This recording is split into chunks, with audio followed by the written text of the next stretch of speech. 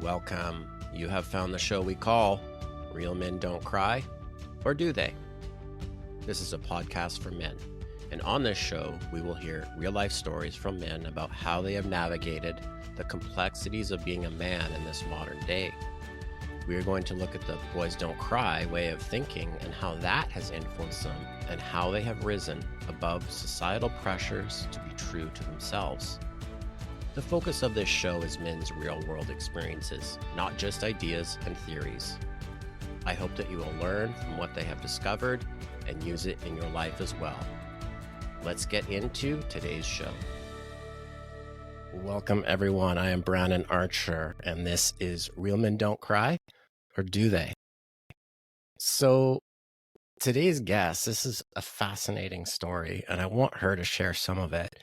But when I shared with my social media audience that I was going to start a podcast, I asked the question, who do you guys think I should interview? And what happened is she put her hand up and said, I want to come on the show. And I'm like, wow, that's awesome. So I hadn't originally planned on, having women on this show, but I do think there's a ton of value for men and women to get into these subjects that men deal with. And I think she has an insight based on her story that will be incredibly valuable. So welcome, Kim.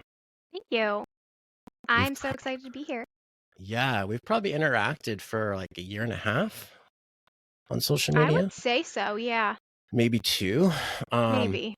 But we've never actually talked. This is the first time. And I think that's amazing because of the way, why we are even talking. So you want to share a little bit of who you are and why you wanted to be on this show? Sure. So I'm Kim. My husband worked with you, and being his wife, I had reached out to you to thank you for all the work that you did for him. We have been together now for 10 years, and we got married in 2019. I want to say it was probably 2021, I want to say, that we ended up separating for a couple months. I want to say it was about three months that we separated. And it was really the most difficult thing that I've ever experienced. I really thought we were going to end up getting divorced. But it turns out that we both, during our separation, worked on ourselves, and we were able to come back together and have some pretty vulnerable and difficult conversations to be able to come back and change what wasn't working in our marriage to now what is working in our marriage. And that's kind of how you and I talked, is just me coming to you and thanking you for what you did for my husband while we were separated, because it's made a huge impact and difference in my life and my relationship with my husband. So, that's kind of where it's at. A lot of people who get separated, a lot of them get divorced. A lot of them don't end up coming back together and fixing it and going through and having the difficult conversations that a lot of people avoid, but we had to just face it head on. And that was super important. So we have faced that head on, and we're happy and still married. So. Yeah, it's amazing. Yeah. You two did all the work that myself and other teachers teach, but you're the result. You're the proof. It works. Yeah. It works. And I didn't do anything. Ian did it all. He did. He did it all. So I'm grateful that you wanted to be here and share some of everything that happened for you guys. Absolutely. But I kind of want to go back. I want to go back from a woman's perspective and talk about some stuff and your programming and your beliefs around men and emotions. Okay. Because this is a double-edged sword. Like, the things that men are taught about their emotions are also taught to women. Yep. And that's something we never talk about. So when I was getting ready for this, I'm like, oh, we are going to talk about some cool shit. Yeah. So what made you want to be on the show? I wanted to show men out there that even though it may be scary to like go and get help or even go talk to somebody, you're going to be so much better for it. And it's going to show women that you're putting you first. You're taking, like, you need to take care of yourself before you can take care of a woman. Mm-hmm. And that is the biggest thing. Um, you know, you have to do it for yourself. Your wife, your girlfriend will be like, you need help. You need to get therapy. You need to go to a life coach. And unfortunately, we can't convince our men to go get help. They have to kind of do it for themselves. I mean, sometimes it takes rock bottom for them to hit rock bottom to be able to Mm-hmm. go get help. But I just wanted to be on here to show the men out there that emotions and letting them out and being expressive and being, sensitive. And like you said, do men cry? That is something that I find super attractive when men can open up and truly let their feelings show. It makes me feel like I can be more intimate with my partner. Um, and then it makes me feel safe to be able to be vulnerable and have conversations with them, because a lot of the time men aren't shown how to do that. They're not taught how to let their emotions show. They bottle it up or they numb it out, or they have their own special man cave that they go down and they numb their feelings out by doing other things. So, Yeah. you know, So I mean, for why me, have you dug into why men want so their partners mean well, and when a partner says, buddy, you need to go get some help, do you know what they hear? Have you ever explored what a man hears when you say that?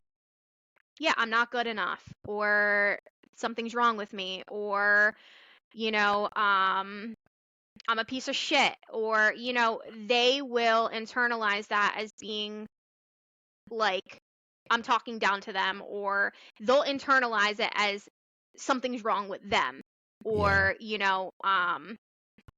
they're just not going to take it. They're not going to take it well when you try and tell No. someone. They're going to think But they're you perfectly nailed it. There's fine. so much shame because I want to get into your experience with what I'm about to say.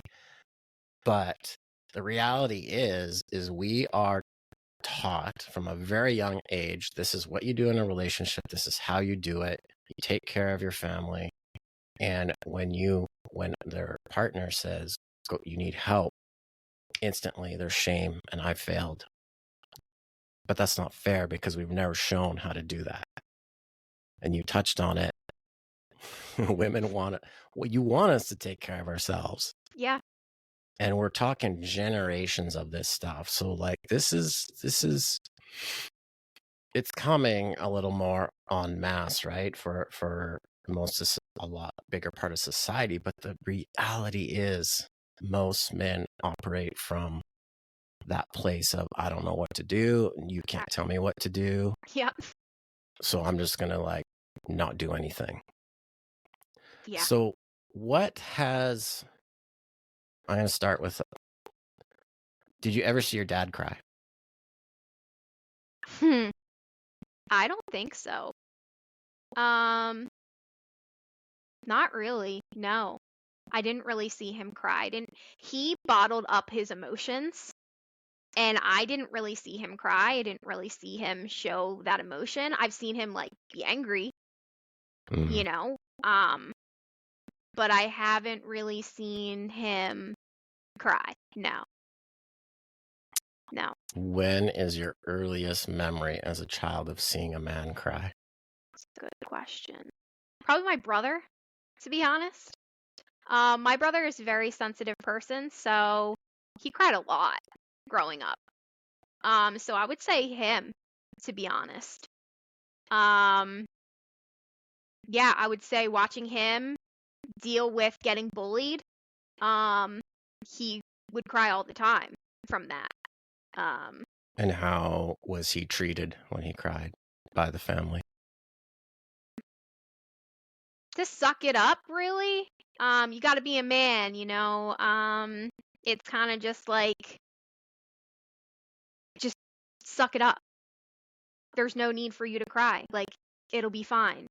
It's kind of just gets pushed, you know, to the side of just being like, you need to man up. You need to, you know, be strong. Stand up for yourself. Don't be a baby. That's pretty much what it was for him. Yeah. So, all in all, like, what age did you kind of realize that, you know, you were being shown men shouldn't cry? Was there an age when you're like, ding? I believe that too. I believe that men shouldn't cry. Like, was there ever a time as a teenager where you're like, yeah, that sounds about right? I don't know if I really ended up believing that men shouldn't cry. I felt like, personally, in myself, I felt like that was kind of like, I'm just a very emotional person, so seeing somebody else cry and be emotional, was kind of, it was a little, first time I ever dealt with a boyfriend crying was very, taken back for me, and, I kind of didn't really know how to handle that. I wanted to fix it. I'm a fixer. I'm like, I have to be really careful trying not to be their mother and like tending to their, you know, issues and problems. I always attracted men who had problems. I wanted to fix all of their problems. I wanted to take all their pain away. I wanted to fix everything. And that's what I attracted for most of my life. So I will say that I've dealt with boyfriends that have cried that I've wanted to fix. But I couldn't fix it. You know? So how did that play out? What were you, so if you attracted these guys that were more emotional, what ended up happening? Well, we didn't work out. You know, we're not together. But I mean, there were some men that I've dated that even lied about stories to kind of play into my personal life, into what so they kind of like felt bad whatever I was going through, and kind of felt like they needed to have some kind of story to tell me to kind of make me feel less bad about whatever trauma that I was going through. I've experienced that. But also experiencing men, you know, who end up crying. I did my best to kind of make it as, you know, normal as possible, as in like, it's okay. It's okay that you are, you know, crying. It's okay that you're showing emotion. But I feel like they also kind of felt like it was wrong for them to do that. They would, like, quickly try and get over it. You know what I mean? Cover it up, or it's fine. I'm fine. And I'm like, I don't know about that. So now that you've done a bunch of work and you have some like awareness of all this stuff, this feels like a good spot to interject. What is your expectation from men and their emotions as like today? Okay. So I guess my expectations are with emotions. They need to be able to regulate their emotions and finding some sort of way to like ground themselves and not take out, like, everybody's human, so I don't expect you to be perfect. But I just want you to be real with me and be intentional and be able to sit down and have a conversation and be attentive and present. So we can both also, it would be nice to just be like, is this asking each other, is this a good time for us to have a conversation? Ooh, that's so important. Asking somebody if they have the capacity to listen and hear, about whatever's I going am on. so stoked you brought this up because this has come up today in my world where it's hard for men with wounding, feminine wounding, and I know that term is maybe confusing, but some guys are more emotional. Let's say your brother, okay? Mm-hmm. So, and I had that wounding. It is very hard historically, it was very hard for me to understand that women have responsibility for their emotions too, number one. Number two, they have a responsibility to be emotionally mature and come to me and say, hey, do you have capacity to handle this right now? It is not okay to just blast somebody. Oh, for sure. I mean, the one thing that I read today is about texting, and I've learned that through us being separated. That I am the person that would text him throughout the day, and I would share blah blah blah blah blah. This is what's going on. I need, Yeah. I would just go and go and go and go throughout work. Like I thought I had him all to myself throughout the entire. Like you said, men need to concentrate on one thing at a time. Mm-hmm. So I don't believe that texting during work hours is gonna get you anywhere. Also, No. do not, please, for everybody, please do not text paragraphs to each other on important topics, because I've learned this the hard way in my own relationships. It doesn't get you anywhere. It really No. doesn't. If not, it just causes more issues when you're only relying on texting. Yeah, there's so many things that are coming up when you're texting. When a man is reading a text from a woman, if I'm at work and you blast me some really hard thing that's happened, we do generally want to help. We do. Mm-hmm. Yeah. That's not the time. What happened before texting? Oh, wait, people just waited till their partner got home and they dealt Right. with it then. We're slowly losing the capacity as a society to hold our emotions, men and women. Mm-hmm. And a lot more is going to get accomplished if she just waits till he comes home. Yeah. He's going to feel refreshed. He's going to feel like he has the bandwidth to deal with that. It's so incredibly important. And that, I know what you're referring to. That post I wrote, a lot of women didn't like it. Really? Yeah. Yeah. Wow. They didn't like it. It's the truth, though. It is the truth. And there is a responsibility for women. There just is. Absolutely. And do women have more awareness of relational stuff? They do. They do.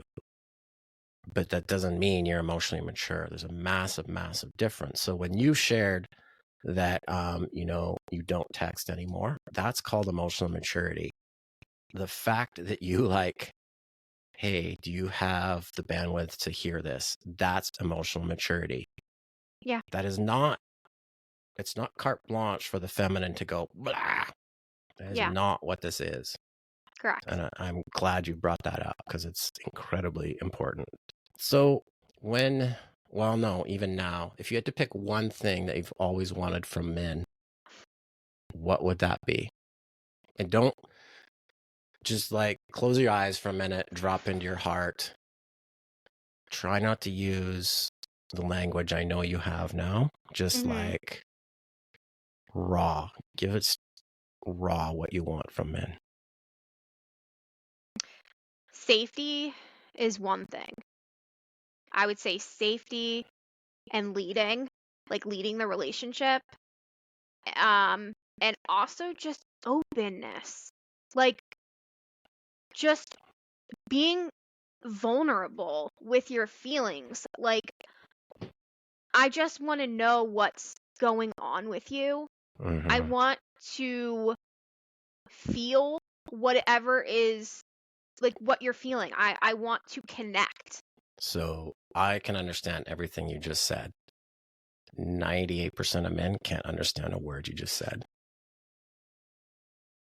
So why don't we break it down for them Sure. and see if we can like figure this out in Okay. words and terms. So safety. Yeah.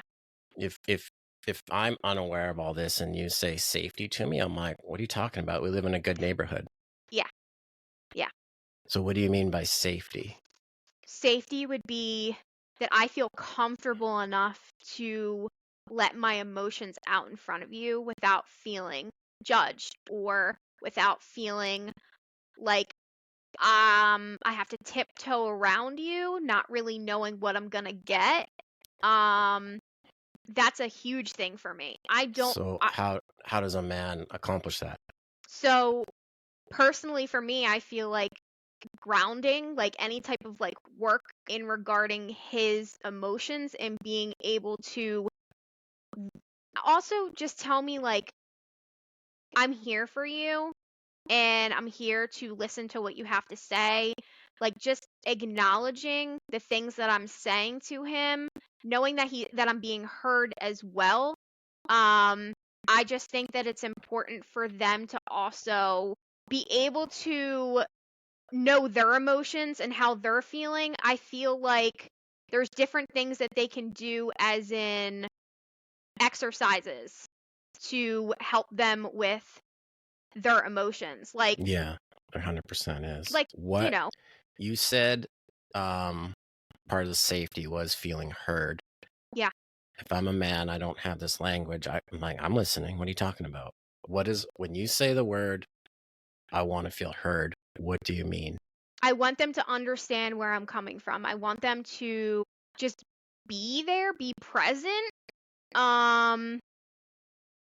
So Ign- it with the work you've done yeah, and your husband's done, what do you see that's in the way of men being able to do that? probably their own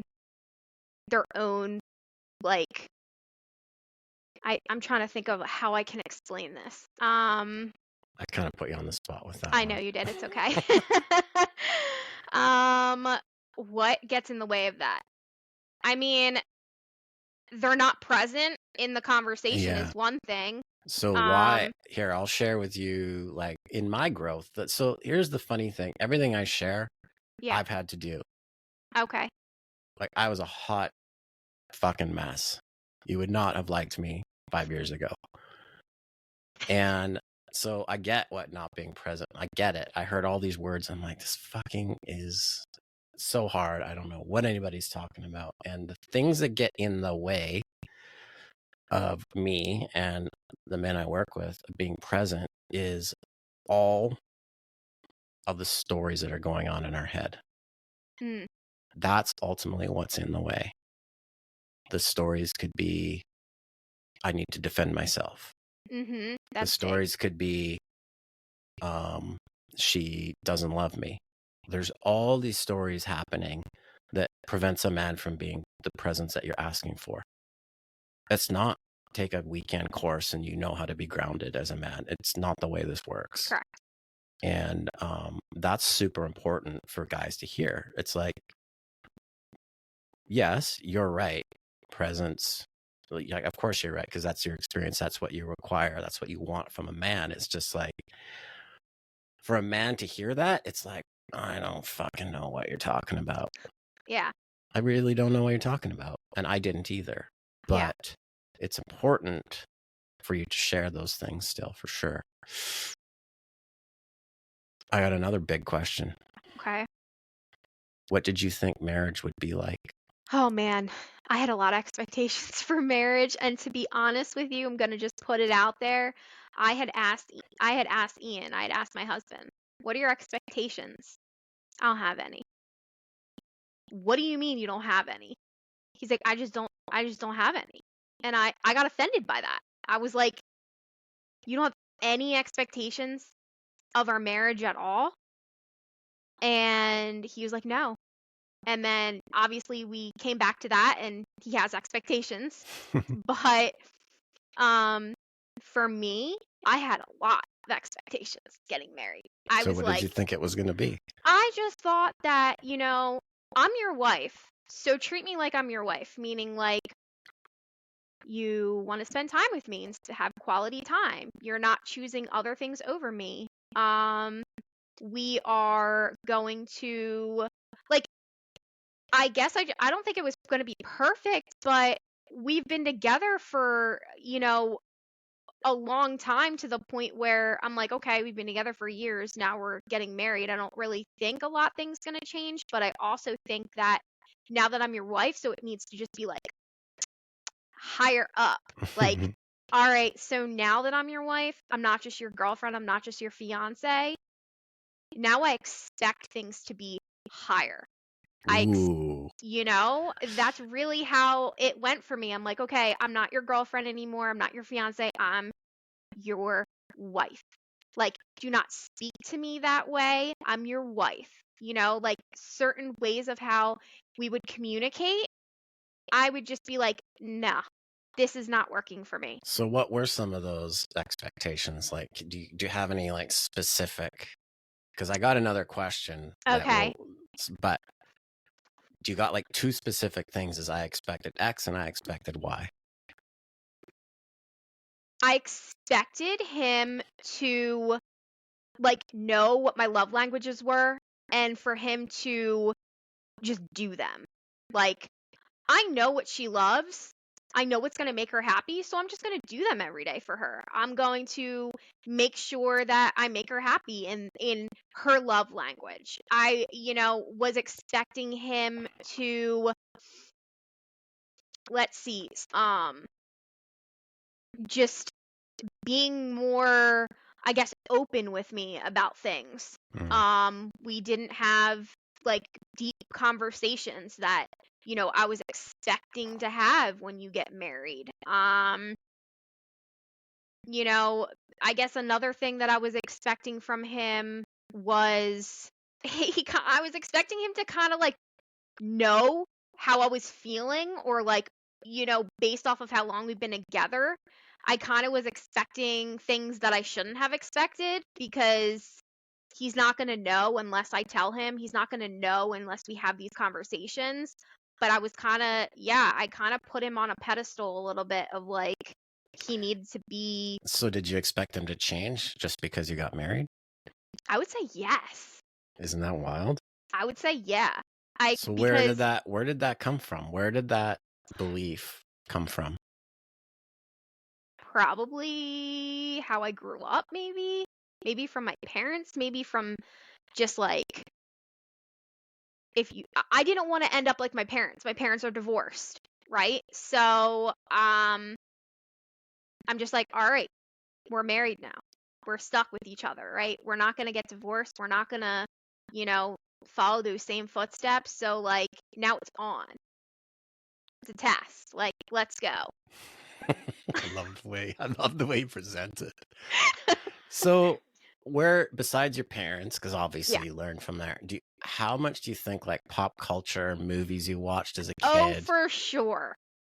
Oh, Yeah, for how sure. much do you think it influenced you? I honestly, for the longest time, was like, I want my Prince Charming. I want him to sweep me off my Totally. feet. I want, rose petals and, the love and like the romance and, the butterflies constantly in my belly. And like, I didn't know that it was like ebb and flow in relationships. Yeah. I didn't understand that it wasn't going to always be a high, and you weren't always going to be like, I'm so in love and I Yeah, love him so much. And it's it's complete just, bullshit because yeah, boys watch the same movies growing up.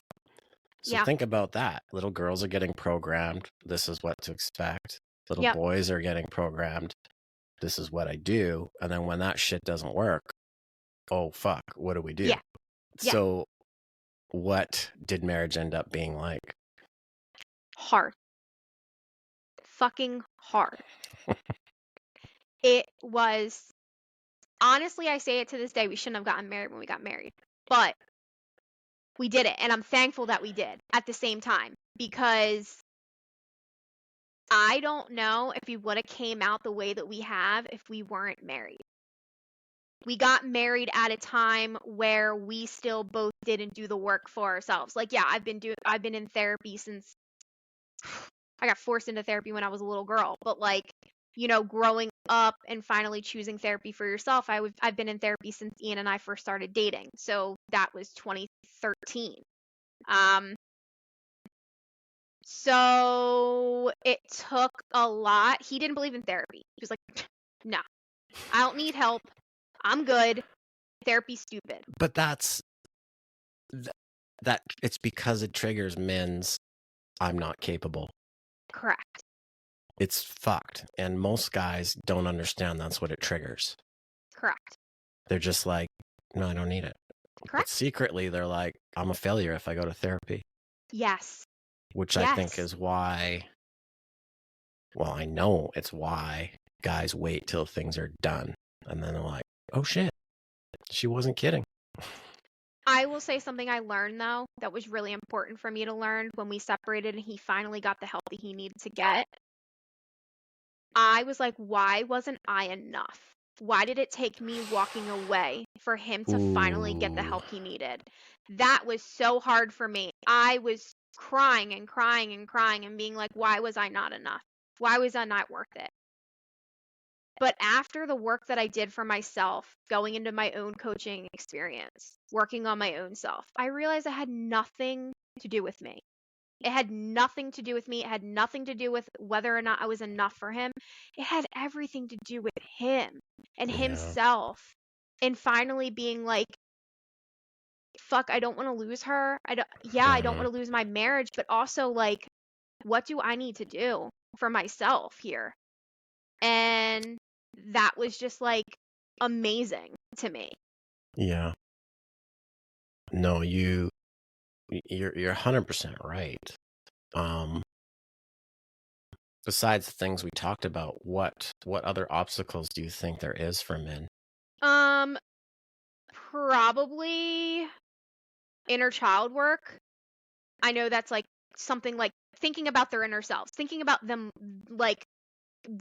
So zoom out. You're right. Okay. Yes. But because you have the language and you've done I the know. work, I know. It's like you're right. Yeah. But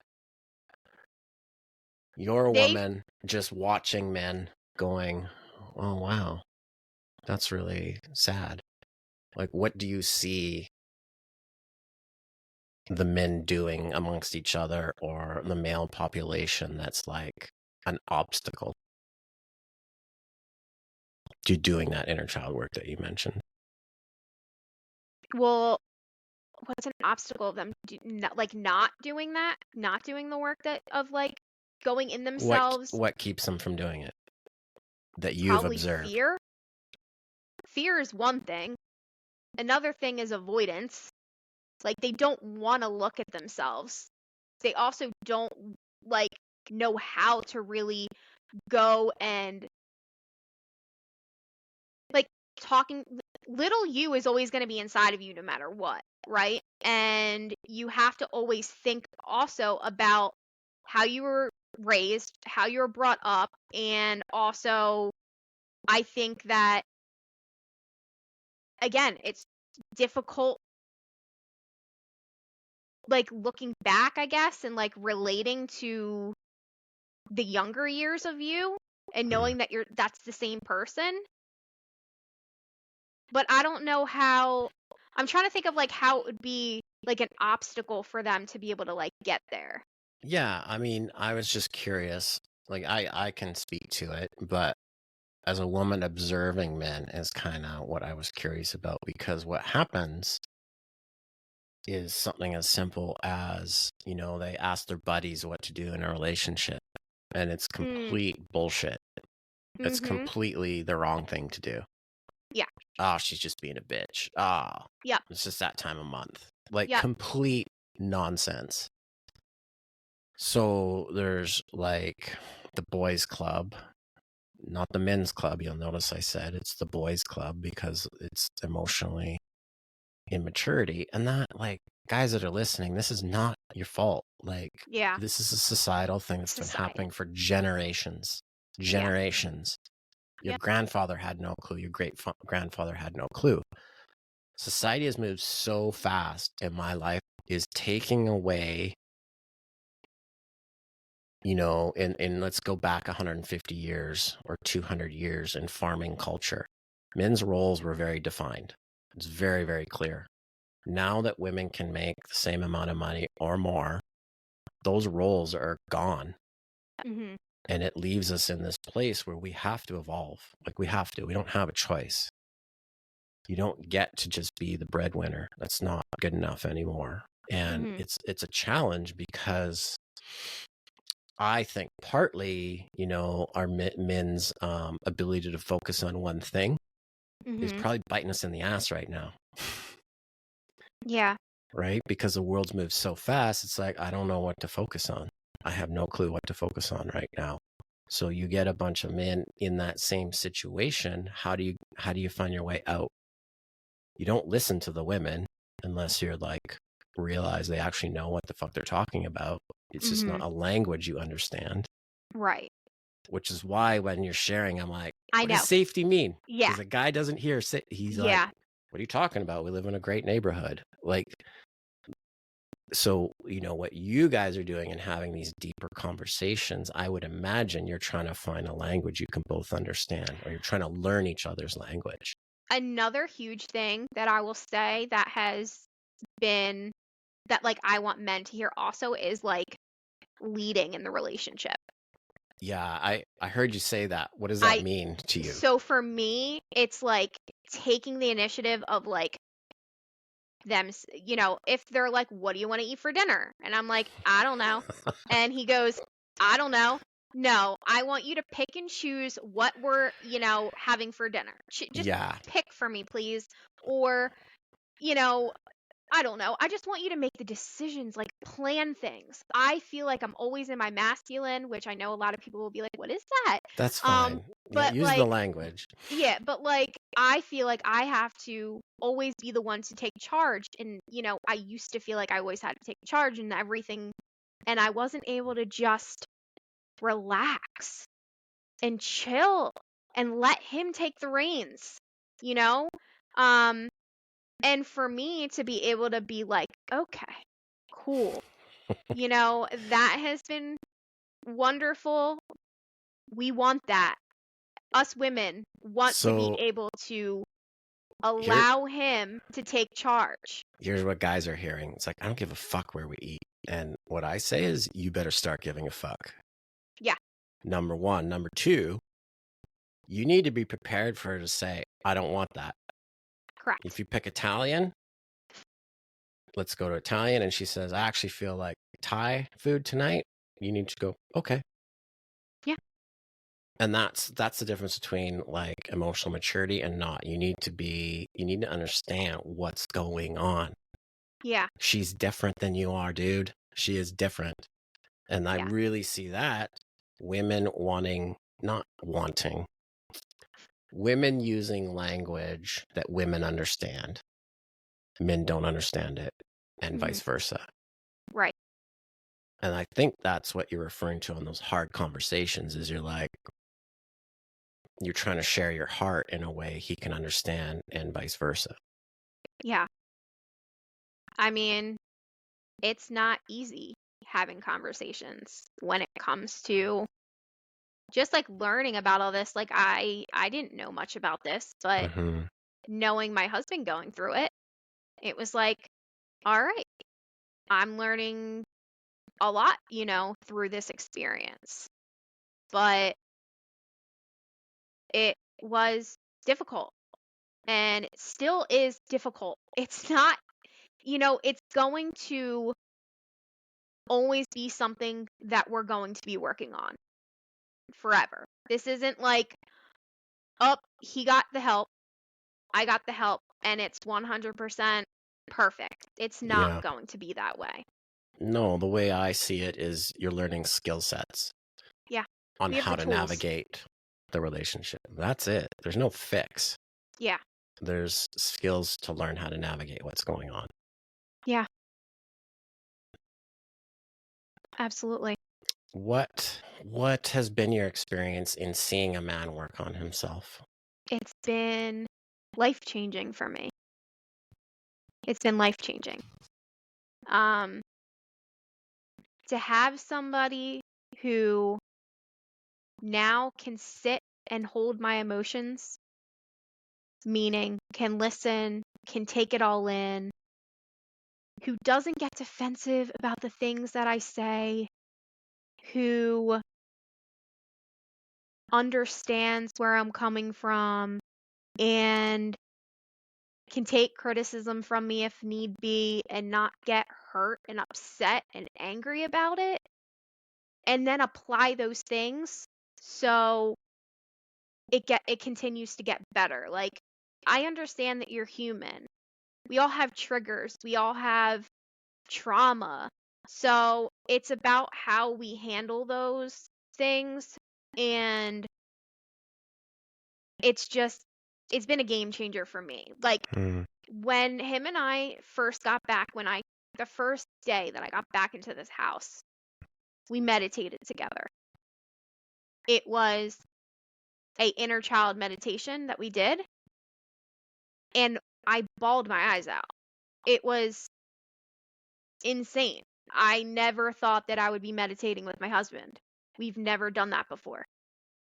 Having us do that was insane. It was eye-opening, talking about just like us as little kids and like wanting to bring joy and be playful with each other again and have things not be so serious all the time was like another huge thing that we had to talk about. And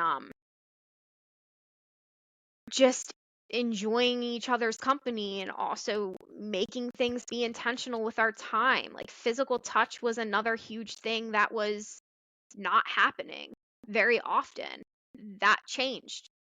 There was a lot of different things that we needed to touch on and we needed to talk about, and we were able to do so.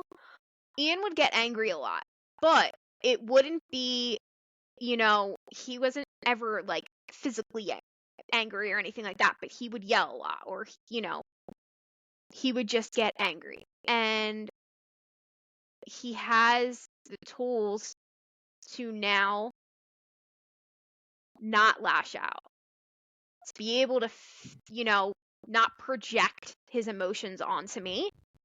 I no longer feel like I am walking around eggshells around him. I know what person I'm going to get day in and day out.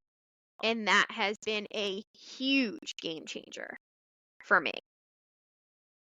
That has changed. Yeah, it's amazing. There's so much in what you just shared. What would you say to men that get angry a lot if they say, "Well, that's just who I am"?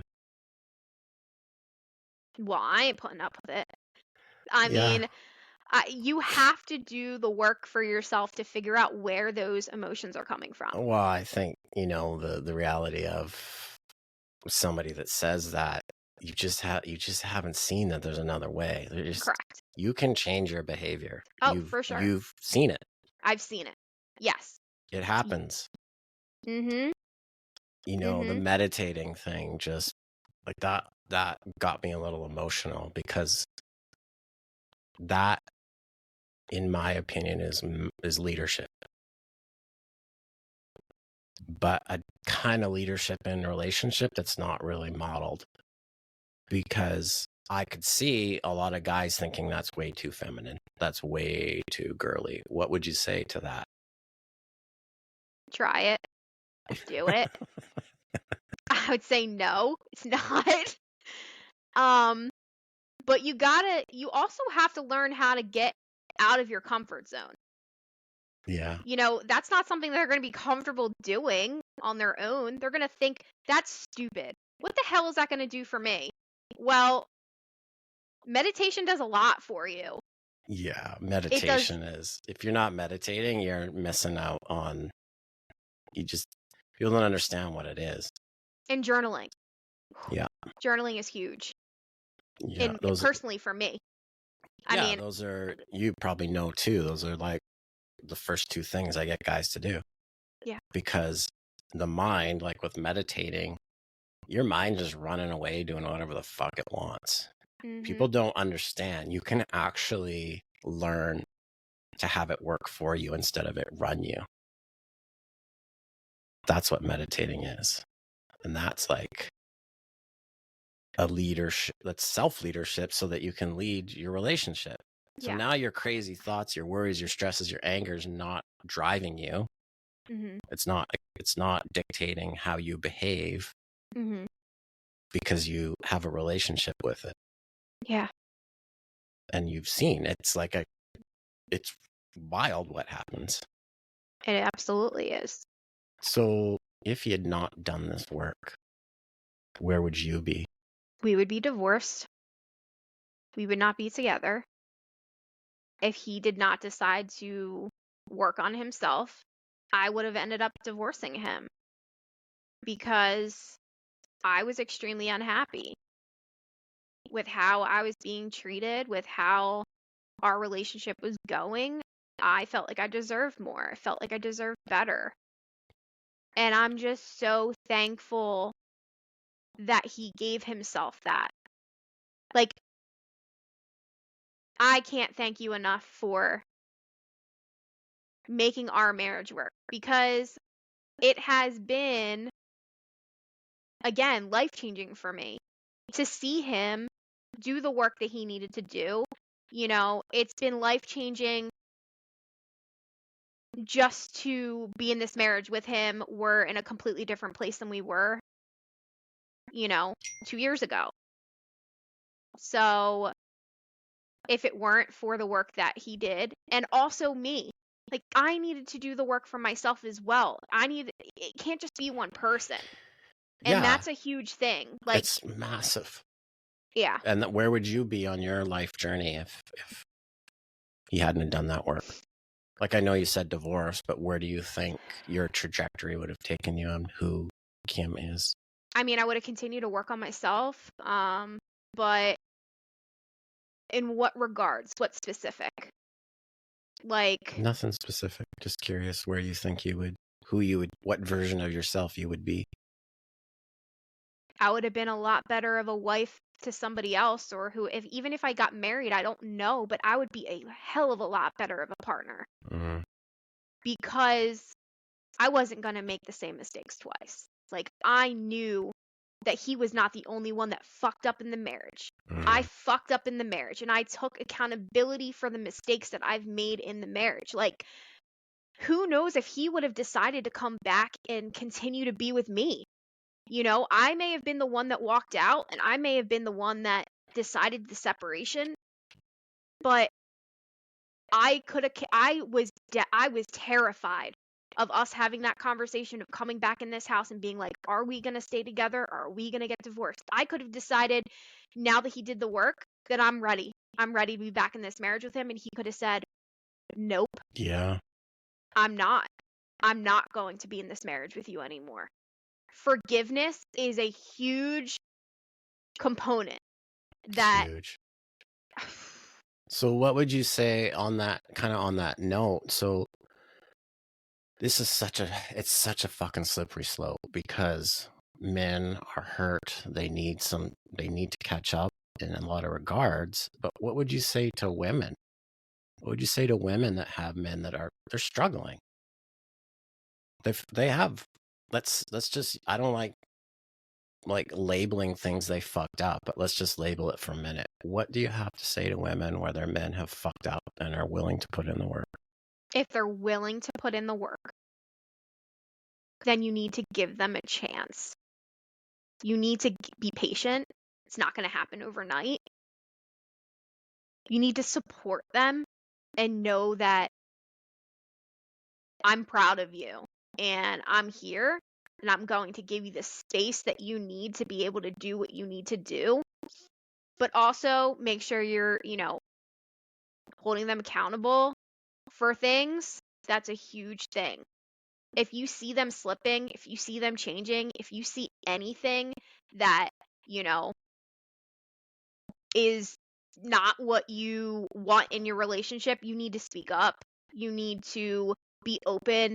You need to connect. Something that I will say that's super important for women: ask your man What can I do for you on a weekly basis? Is there anything that I can do differently for Yeah. you? That is a huge thing. I remember the first time I got asked, what do you want in this relationship? This is some years ago. I'm like, I'd never been asked that. But because I didn't know. Mm-hmm. I think what you said about the support and I believe in you, women cannot underestimate the power of that, because there's so much shame for men because we want to do the right thing. I don't care what they say or what their behavior is. I'm telling you right now, if you're a woman listening, he wants to do the right thing. There's fears, there's shame in the way of that. There just is. And you can help him heal. It's not always lighting a fire under him. It's not always that. But, I have an analogy, because you're right. You have to point things out if he's going off course. It's like the relationship. He's the captain of the boat and you're the compass as the woman. Yeah. The captain is driving it and leading it, but he's referring to the compass all the time. So that's that interesting, like, leadership thing that women want. It's like, yes, I want you to go in that direction, but I'm going to like keep you in line. Yeah. I'm going to give you feedback on if we're going in the right direction. Correct. And a man has, like, there's a certain amount of healing he has to do to be able to hear the compass and listen. And it's why women get louder and louder and louder and louder, because guys aren't listening. Were you loud at one point? Sure. Yeah. Absolutely. Do you have to be now? No. No. I mean, our communication is a lot better. So I will say that also I continue to make sure he's taking care of himself and making him a priority, because that's important. Take care of you before you can take care of me. Make sure that your cup is, filled before you can, take care of us as a family. I know that it's stigma to, you have to provide and you have to work and take care of the family, and that's what your job is to provide and do all of those things. But also, like, love and respect for men is a huge thing that we also need to show to you. Like, it's always like love and respect women and all this stuff, but like, no, men deserve to hear, I'm proud of you, I love you, compliments, you're handsome. I just think that those things go to the wayside a lot in relationships. They do. And the, like, cultural, societal, like, garbage information out there is not helping. It's making things worse and worse and worse. And it's actually creating a battle between the sexes. It's really shitty. Yeah. And both sides are digging their heels in. And that's not, as you know, that's not where the happiness is going to be found. Oh, no. Both sides need to soften and find some humility. Yeah. And go, yep, I did this and I'm going to do better. It's both sides. Yeah.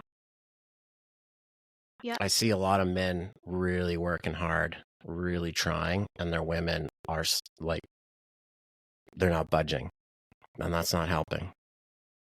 Not budging as in like supporting them in what they're doing? Yeah. Yeah. Not the thing. That's sad. It is sad. It is sad. But I also understand it. It's because it's so easy to go on social media and find a narrative that you like. It doesn't have to be right. It doesn't have to be the healthy thing. It can just be like, see, I told you. That's not helpful. No. No, it's not. How did you not go down that path? Through coaching, through my own seeking of help, also with myself. There were rough questions, hard questions that I needed to learn me. I needed to learn who Kim is. So, yeah, I love that I know a couple of the coaches you worked with. That's phenomenal. What would you say to women that are taking advice from their girlfriends? Take it with a grain of salt. of whatever they're going to tell you because they're not always going to be right. They're not in your shoes. They're not walking your shoes. And I personally think you should talk to somebody who knows, either been through what you've been through and can actually help you, or, you know, for me, I didn't go to my girlfriends and listen to my girlfriends and what they had to say. I went and found the help personally for myself that I knew I needed to work on. I have inner things that I needed to look at and fix for myself first. That's super important. I just think that coaches and therapists are going to help. Yeah, because your girlfriends, or for men, your men friends, they actually don't give a shit about your partner. They're looking out for Nope. you. Correct. And they are You know gonna how many men of my husband's friends told him they should leave me? all of them. All of them. Yeah. Leave her. Leave her. And he worked with you, and that's not what you told him to do. That's not what you told him to do. You did not tell him, "Yup, you need to divorce her. You need to leave her." Mm-hmm. They're not living his life. No. They're the outsiders looking in. And they're the data that both, girlfriends and boyfriends have on the situation. It's not good data. Nope. It's not good advice unless they've worked with a coach. Correct. Deeply and understand themselves. It's probably not advice you want to listen to. And I actually know somebody right now, a woman, and she was going to her girlfriends, and then she realized, oh, this is actually not good advice. So, like, props, because that's not what most people do. Correct. They're like, oh, my friend said, and then they get validation from it. But like you said, relationships are work. Yeah, they are. And I think people shy away from that because we're brainwashed by Disney. Yeah, of course. It needs to be magical. Yeah. Magical. The funny thing is you get those moments, but Yeah, that's you not do. what life is. No. No. So what do you have to say to a previous version of Kim? External validation is going to get you nowhere, is one thing. Another thing is to stay true to yourself and always be truthful and always be vulnerable, and that you're not too much, and that you're not too sensitive, and that you're not too, I was always told you're too much, you're too sensitive, you're not enough. But I am, a work in progress. I always will be. But previous Kim, she didn't know better. She didn't have the tools to get through the things that she went through. And now, the Kim that I am today, I have the tools in the toolbox, to look at things and handle and deal with things differently than I could previously. Yeah. So, as much as I want to be hard on myself for not knowing, but when you know, you do better. Yeah, that's such a good message, because we can be so hard on our mistakes, but they weren't mistakes. Like, I invite everybody to reframe. You did the best you could in that moment with the tools you had. That is just reality. Yep. What you know today, you cannot judge yourself on what you did even 2 days ago. You can't. Yeah. And that accumulation of experiences helps you have the knowledge or wisdom you have today and do, air quotes, better in a relationship. It's just the way it is. But when, people make it binary and good or bad, you're screwed. It's not going to work. You're going to torture yourself. You're going to torture yourself. Yeah. This went fucking amazing. This chat was so good. Is there anything you'd like to share as a closing thought? all I'm going to say is to the men out there that if you're afraid or if you have any reservations of working on yourself, that you are enough already, and to just do it. Do it for yourself. You're not going to regret it.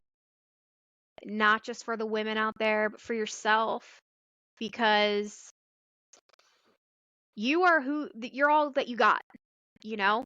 You are all that you got. So my advice to you is, even though it's scary to try and get comfortable being uncomfortable and let out your emotions, because podcast is, do men really cry? And my thing is I hope you do. I hope every single one of you sheds a tear and learns how to cry and let it out. It's important. Yeah, it is. Kim, thanks so much for your time. This is absolutely beautiful. Thank you for having me. You bet. Bye-bye. Thanks for taking the time to be here today. I honestly hope you found something you can use in your life. And I hope you found some relief in knowing that you're not the only one with challenges. We can be very isolated as men. If you don't have support in your life, please reach out to someone. It's okay to need help. It doesn't mean that you're less of a man. In fact, it takes a courageous man to know when it's time to ask for guidance. Until next time, brother.